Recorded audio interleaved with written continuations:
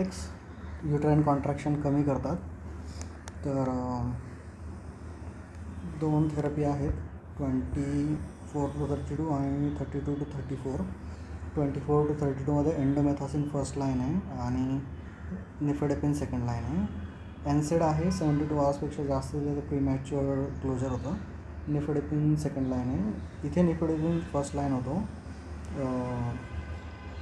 त्याच्यानंतर मग टर्बिटॅलिन second line आहे. इथे देत नाही कारण की इथे जर डिलेवरी झाली तर मग तर PDA क्लोजरचा चान्स वाढतो, म्हणून एंडोमेथासिन इथे रेकमेंडेड नाही आहे. आणि कॉन्कमिटंट थेरपी रेकमेंडेड नाही आहे, एका वेळेस एकच वापरा म्हणतो आहे तो. तर pre term labour less than 37 is pre term, तर प्री टर्म प्रिव्हेंट करण्यासाठी वापरतात. तर risk factor for pre term दिलेले आहेत मग वेगवेगळे. इंडिकेशन फॉर टोकोलायटिक प्रोलॉंग्ड आणि short term. Short term usually between the surgeries करतात, फिटल सर्जरी, एक्झिट सर्जरी किंवा फक्त ट्रान्सफर करायचं आहे आणि पोस्ट ऑपरेटिव्ह. प्रोलॉंग्ड हे आहे ते युजली फिटस खूपच लहान आहे 22 to 34 किंवा सर्वायकल इफेसमेंट मोर दॅन 80 आहे आणि डायलेटेशन 2 to 4 आहे. तर हे युजली इंट्रासर्जिकल आहे आणि हे युजली नियर टर्म आहे. कॉन्ट्राइंडिकेशन, तर मेडिकल कॉन्ट्राइंडिकेशन जे डिसीजेस आहेत जसं की CCBs, कार्डियाक, रिनल डिसीजमध्ये, हायपोटेन्शनमध्ये, बीटा ब्लॉकर, अरिथमियाज आणि डायबिटीज अनकंट्रोल्ड असेल तर मॅग्नेशियम, मायस्थेनिया आणि डिस्ट्रॉफीमध्ये.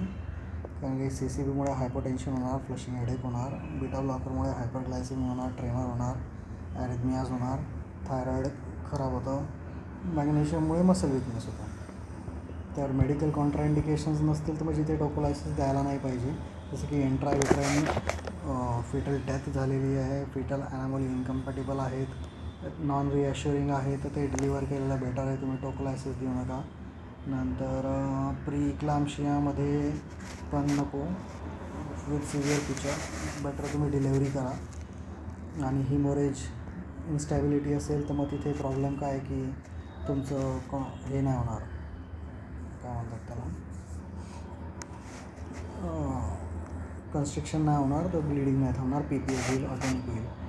तर 48 आवर्स तरी मिनिमम होय, जेणेकरून आपण 2 डोस स्टिरॉइडचे बीटामेथासोनचे देऊ शकू, पेशंटला ट्रान्सपोर्ट करता येईल आणि थोडक्यात प्रेग्नन्सी प्रोलॉंग करता येईल जर काही इन्फेक्शन किंवा सर्जरी आहे तर, हे जे सेकंड शॉर्ट टर्मचे जे कॉजेस होते ते. तर ड्रग्ज यूज CCB सगळ्यात इझी आहेत, सिम्पल आहेत, काही साईड इफेक्ट्स नाही आहेत.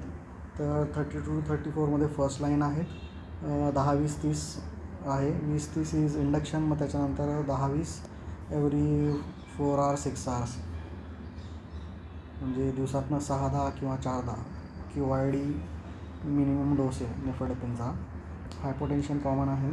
एंडोमेथासिनचा आपण बघितलं 50-100, इंडक्शनला 50 ते 100, मेंटेनन्सला 50. ट्रान्झिएंट प्लेटलेट ॲग्रिगेशन खराब होतो, पण न्यूरॅक्झिलला काही कॉन्ट्राइंडिकेशन नाही आहे. 72 तासापेक्षा कमी, कारण की प्रीमॅच्युअर क्लोजर होईल म्हणून.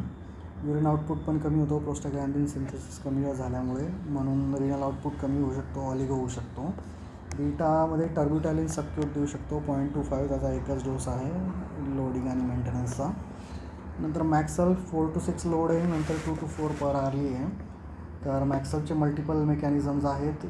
कॅल्शियमचा फिजिओलॉजिकल अँटागोनिस्ट आहे, ॲस्टायकोलिनचा रिलीज पण कमी करतो, तिकडे सेन्सिटिव्हिटी कमी करतो, नंतर एक्सायटेबिलिटी पण कमी करतो. अटोसिबान जो आहे तो ऑक्सिटोसिन अँटागोनिस्ट आहे. याचं खासियत आहे की हा ऑक्सिटोसिनची नॉर्मल ॲक्शन प्रिव्हेंट नाही करत, त्याच्यामुळे असं नाही की PPH होईल, तर that is good thing, very good thing. तर FDA नाही म्हणतो, पण युरोपमध्ये वापरतात. सिमिलर एफिकसी आणि प्रोफाईल बीटा ब्लॉकर आणि CCB सारखी आहे. बीटा अगोनिस्टचं फक्त टॅकी करतो, थोडा 15 मिनटं थांबवून तुम्ही हे करा, इंड्यूस करा, तेवढा टॅकी सेटल होतो म्हणतो तो. CCBचं व्होलाटाईलसोबत प्रेसिपिटेट होईल हायपोटेन्शन आणि PPHचे चान्सेस असतात, कारण की युट्राइन ऑटोनी होते CCB सोबत.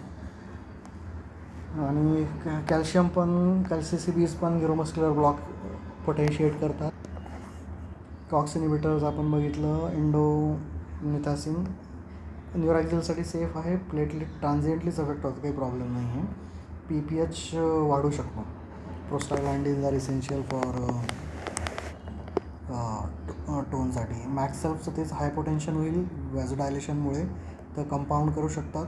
नंतर न्यूरोमस्क्युलर ब्लॉकर दोन्ही डिपोलरायझिंग नॉन डिपोलरायझिंग दोघांनाही वाढवत होतो आणि ते पण PPHचे चान्सेस वाढवतात कारण की फ्लो वाढतो. तर सर्वजण PPH वाढवताच आहेत. फक्त अटोसिबान एक चांगला आहे. पोस्ट ऑफ ॲनाल्जेसिक रिक्वायरमेंट कमी होते मॅग्नेशियम स्वतः ॲनाल्जेसिक असल्यामुळे. बाकी मग यांचा फक्त ड्युरेशन वाढतं, ते 2 दिवस ते 7 दिवस मॅक्सिमम, त्याच्यावर नाही. पण आउटकम काही चेंज होत नाही. रेस्पायरेटरी डिस्ट्रेस असेल, सर्वायवर असेल, फक्त स्टिरॉइडला वेळ मिळतो, पण तरीसुद्धा रेस्पायरेटरी डिस्ट्रेस कमी होत नाही असं म्हणतोय. तर मग द्यायचंच कशाला माहीत नाही. अटोसिबान म्हणजे टोकोलायसिस सिंथेटिक आहे आणि बॅन अँटागॉनिस्ट करतो म्हणून अटोसिबान. तर लॅब सर्जरीजमध्ये रुटीन टोकोलायसिस रेकमेंडेड नाही आहे. जस्ट तेवढ्यासाठीच व्हिडिओ केला आहे. रुटीन टोकोलायसिस रेकमेंडेड नाही आहे. फिटल हार्ट रेट मॉनिटरिंग करा बियॉन्ड 16 वीक, पण टोकोलायसिसची गरज नाही म्हणतो तो. सेकंड ट्रायमिस्टरमध्ये करा.